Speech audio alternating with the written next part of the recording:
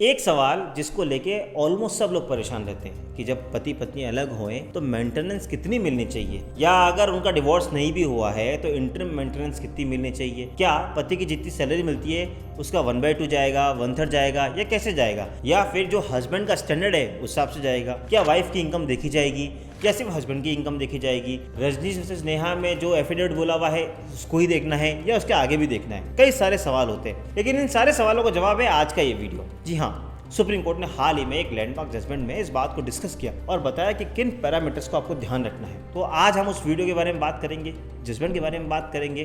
तो आपका स्वागत करता हूं मैं आज के हमारे खास वीडियो में। मैं हूं एडवोकेट नमन और आप मेरे साथ देख रहे हैं लीगल शॉट्स।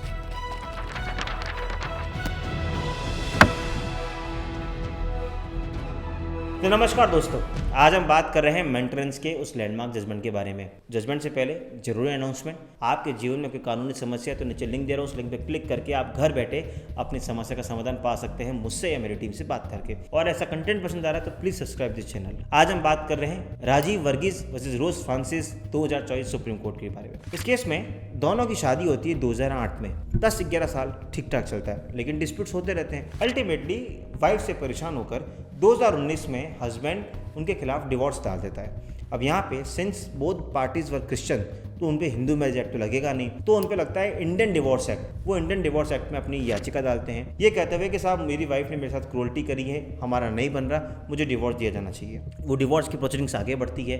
मीनवाइल वाइफ डाल देती है इंटरम मेंटेनेंस का केस। इंटरम मेंटेनेंस का केस डालते हुए कहती है कि सर मेरे जो हस्बैंड हैं वो एक बहुत बड़े हॉस्पिटल में कार्डियक सर्जन है, उनकी अच्छी सैलरी है, उनके स्कूल्स भी चलती है, उनके पास बहुत सारी प्रॉपर्टीज हैं, तो मुझे एक प्रॉपर मेंटेनेंस दिलाया जाना चाहिए। अल्टीमेटली फैमिली कोर्ट दोनों पक्षों को सुनने के बाद 1,75,000 का पर मंथ के हिसाब से इंटरम मेंटेनेंस का अवार्ड पास कर देती है। फैमिली कोर्ट की बात से जब एग्रीड होकर वो हाई कोर्ट पहुंचते हैं तो हाई कोर्ट उनकी बात को सुनती है और मानती है कि यस, यहाँ पे जो सैलरी दिखाई है उन्होंने एफिडेविट पे, उस सैलरी के हिसाब से फैमिली कोर्ट ने बहुत ज़्यादा ऑर्डर कर दिया। और 1,75 का ऑर्डर बहुत ज़्यादा ऑर्डर है जिसमें उन्होंने कोई भी क्राइटेरिया का कंसिडर नहीं किया, इसलिए हम इसको घटा के 1,75 से 80,000 कर रहे हैं। यानी अब आपको सिर्फ 80,000 रुपये देना है, ना कि 1,75,000। फिर भी हस्बैंड को लगता है कि मेरे साथ ज़्यादा जाती हो रही और इतना मेंटेनेंस नहीं बनता, तो वो उसको चैलेंज करता है सुप्रीम कोर्ट में। साथ ही साथ वाइफ भी सुप्रीम कोर्ट में चैलेंज करती है। वाइफ ये कहती है कि ट्रायल कोर्ट का यानी फैमिली कोर्ट का जो ऑर्डर था 1,75,000 का वो बिल्कुल बढ़िया है, 80 जो किया है वो कम है।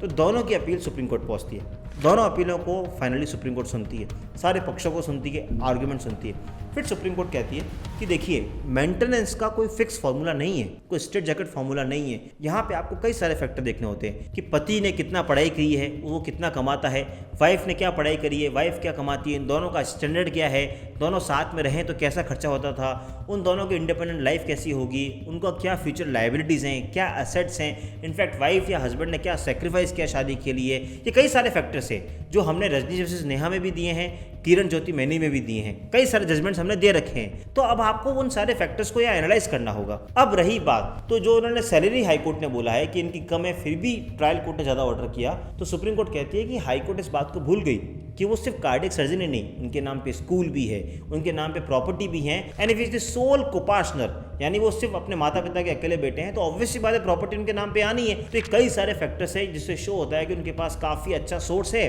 इसलिए हाई कोर्ट ने 1,75,000 से इसको घटा के 80,000 जो किया है वो गलत है। और जो सबसे बड़ा फैक्टर सुप्रीम कोर्ट ने देखा, जो हम सब की डेली लाइफ में काम आता है, हम जब अगर केसेस लड़ते तो भी काम आता है, वो होता है लिविंग स्टैंडर्ड का। सुप्रीम कोर्ट ने कहा कि हमने एफिडेविट पे और क्रॉस स्टेटमेंट्स में उनके बयान पढ़े। जो वाइफ है वही बात कहती है कि शादी से पहले मेरे घर पे 2 मेड थी जो 24/7 हमारे वहाँ रहती थी और हमारे घर का सारा काम करती थी। तो सुप्रीम कोर्ट ने इस बात से एनालाइज किया कि अगर आपके घर में 2 मेड हैं जो 24/7 आपके साथ रह रही हैं, इसका मतलब आपने एक लिविंग स्टैंडर्ड को मेंटेन किया है। अब अगर पति पत्नी साथ में नहीं रह रहे हैं तो पति की जिम्मेदारी है वो पत्नी को वही जिंदगी दे जो उसे शादी के समय दी। यानी पत्नी को अलग होने से पहले 2 मेड थी, वो स्टैंडर्ड था, तो वही स्टैंडर्ड आपको देना पड़ेगा और वो 75,000 में नहीं या 80,000 में नहीं हो सकता। इसलिए हम डायरेक्शन दे रहे हैं कि इसको बढ़ा के वापस 1,75,000 किया जाए। यानी इस पूरे जजमेंट से एक जो इंपॉर्टेंट फैक्टर क्लियर होता है वो ये है कि आपको ये देखना पड़ेगा कि शादी के समय आपका क्या स्टैंडर्ड था। अब इस जजमेंट से पर्सनली अगर आप मुझसे पूछें कि मैं इससे कितना सेटिस्फाइड हूँ या नहीं हूँ, वो एक अलग बात है, क्योंकि मुझे ऐसा लगता है with great respect to the judiciary कि जितना मेरा स्टैंडर्ड मैंने अपनी वाइफ को दिया है वही अलग होने के बाद उसको दूँ, ये कोई फैक्टर नहीं है। हो सकता है हस्बैंड अपनी मेहनत से कमा रहा हो, वो एक अलग फैक्टर है। तो ये कई सारे फैक्टर्स हैं, लेकिन आज की तारीख में ये कानून है और सुप्रीम कोर्ट ने इस पर अपनी व्याख्या कर दी है। तो आपको ये बात ध्यान रखनी है कि अल्टीमेटली आपका क्या स्टैंडर्ड था, तो वो स्टैंडर्ड अगर आप कोर्ट में बताते हैं तो उस हिसाब से ही मेंटेनेंस जाएगा। जो उम्मीद है आपको ये वीडियो पसंद आया होगा। फिर भी कोई डाउट है नीचे लिंक पे आप क्लिक करके मुझ तक पहुंच सकते हैं, और ऐसे वीडियोस के लिए, कंटेंट के लिए फॉलो करते रहें लीगल शॉर्ट्स को, और यस हमारे इंस्टाग्राम पेज को भी फॉलो कर लीजिए। मिलेंगे अगली बार इसी तरह की वीडियो के साथ, तब तक के लिए साइनिंग ऑफ।